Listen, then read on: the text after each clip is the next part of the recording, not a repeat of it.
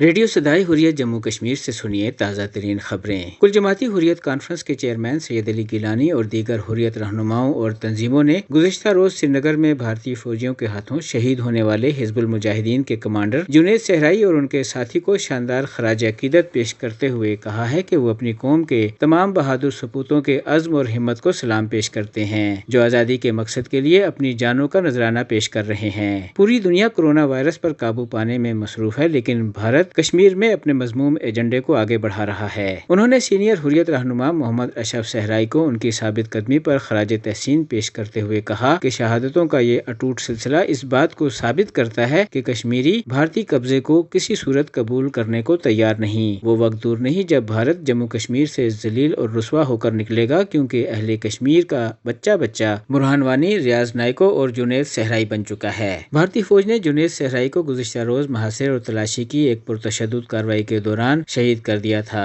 اس دوران کم از کم 17 مکانوں کو تباہ جبکہ نقدی اور زیورات سمیت دیگر قیمتی اشیاء لوٹ لی تھیں۔ بھارتی استعماری حکومت نے شہید نوجوانوں کی میتیں ان کے لواحقین کے حوالے نہیں کی، جبکہ لوگوں کی بڑی تعداد نے عائد کردہ پابندیاں خاطر میں نہ لاتے ہوئے شہید جنید صحرائی کی غائبانہ نماز جنازہ میں شرکت کی، جو ان کے گھر کے باہر ادا کی گئی۔ غائبانہ نماز جنازہ شہید کے والد اور کل جماعتی حریت کانفرنس کے سینئر رہنما محمد اشرف صحرائی نے پڑھائی۔ دراصل بھارتی فوج نے محاصرے اور تلاشی کی کارروائیوں کو جاری رکھتے ہوئے مختلف علاقوں سے 2 درجن سے زائد نوجوانوں کو گرفتار کیا ہے، جبکہ سری نگر، کپواڑہ، بارہمولہ، بانڈی پورہ، گاندربل، بڈگام، اسلام آباد، پلوامہ، شوپیاں اور کولگام اضلاع کے علاوہ رامبن، کشتواڑ، ڈوڈا، راجوری، پونچھ، سامبا، کٹھوا اور جموں خطے کے دیگر مسلم اکثریتی علاقوں میں بھارتی فوجیوں کی محاصرے اور تلاشی کی کارروائیاں جاری ہیں۔ اس کے ساتھ ہی خبریں ختم ہوئیں۔ سرکردہ مجاہد کمانڈر جنید صحرائی اور ان کے ساتھی کی شہادت پر مقبوضہ ریاست کے طول عرض میں غم و غصے کی لہر دوڑ چکی ہے۔ کشمیری عوام کے مظاہروں کو روکنے کے لیے قابض انتظامیہ نے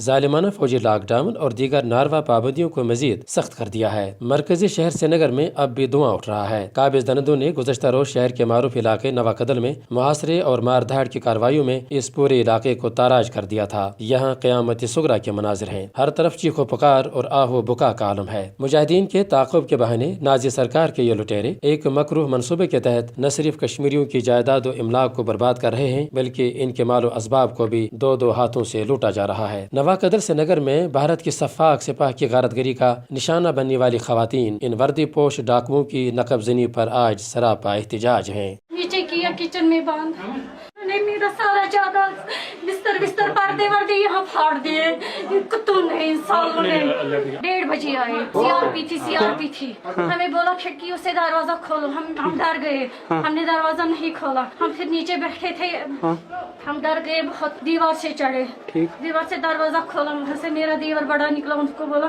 گھر والے کدھر ہیں، ان کو بولا نیچے سب، ہم نیچے آئے، یہاں پہ سب کھلا تھا، ہمیں کہاں پتا تھا یہ کیا کرنے آئے۔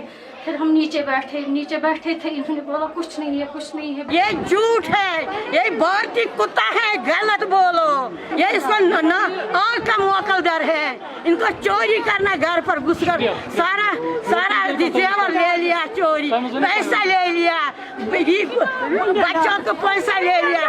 اقوام عالم کو مقبوضہ ریاست میں بی جے پی سرکار کی ریاستی دہشت گردی کو روکنے کے لیے اپنا کردار ادا کرنا چاہیے۔ اس فرقہ پرست جماعت کی سرپرستی میں بھارتی فوج اب مقبوضہ ریاست میں ایک پیشہ ور گنڈوں اور لٹیروں کا روپ دھار چکی ہے۔